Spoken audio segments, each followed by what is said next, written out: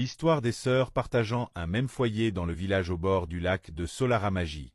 Il était une fois, dans le magnifique village lacustre de Clerval, un lieu paisible où les maisons en bois reposaient sur des pilotis, au-dessus des eaux calmes d'un grand lac. À l'aube, une brume légère se déposait sur la surface miroitante, tandis que les pirogues glissaient silencieusement entre les passerelles de bambou. Les cris des enfants qui jouaient au bord de l'eau se mêlaient aux chants des oiseaux tropicaux, et l'air était toujours chargé de l'odeur fraîche des roseaux et des fleurs sauvages. Ici, la vie s'écoulait au rythme des saisons et des marées. Dans ce village vivait un jeune homme nommé Léandre. Né à Clerval, il avait perdu ses parents très tôt, emporté par une terrible épidémie alors qu'il n'avait que 3 ans.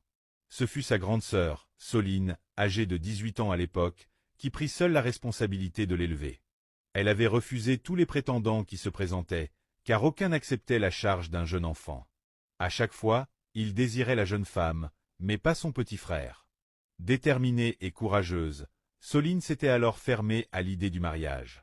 Elle avait choisi de consacrer sa jeunesse à protéger et élever Léandre, travaillant dur chaque jour pour subvenir à leurs besoins. Les années passèrent. Léandre avait désormais 28 ans et Soline 43. Entre-temps, lorsque Léandre avait atteint la vingtaine, elle avait enfin envisagé de fonder sa propre famille. Mais le destin fut cruel, elle ne parvint jamais à tomber enceinte. Les médecins lui ont dit qu'elle n'avait pas les bonnes dispositions biologiques pour tomber enceinte, et avec l'âge, ses chances s'étaient amenuisées. Sa belle famille impitoyable l'avait rejetée.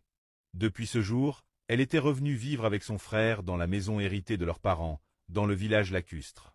Tout le monde connaissait leur histoire.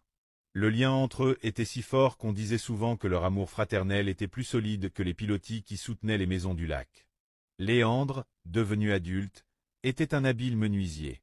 Dans son atelier, il fabriquait les plus belles pirogues du village, réputées pour leur élégance et leur solidité. À l'approche de ses 43 ans, Soline nourrissait un profond désir, voir son petit frère marié et heureux. Une nuit de pleine lune, elle l'invita à s'asseoir à ses côtés sur la terrasse de leur maison sur pilotis. Le lac, argenté par la lumière lunaire, offrait un spectacle silencieux et apaisant. « Mon frère, dit-elle avec douceur, je veux que tu trouves une belle jeune femme et que tu te maries. » Léandre baissa les yeux, ému. « Ma petite maman, répondit-il en utilisant le surnom tendre qu'il lui avait toujours donné. Comment pourrais-je fonder une famille alors que toi, à cause de moi, tu n'as pas pu le faire? Tu t'es occupé de moi toute ta vie.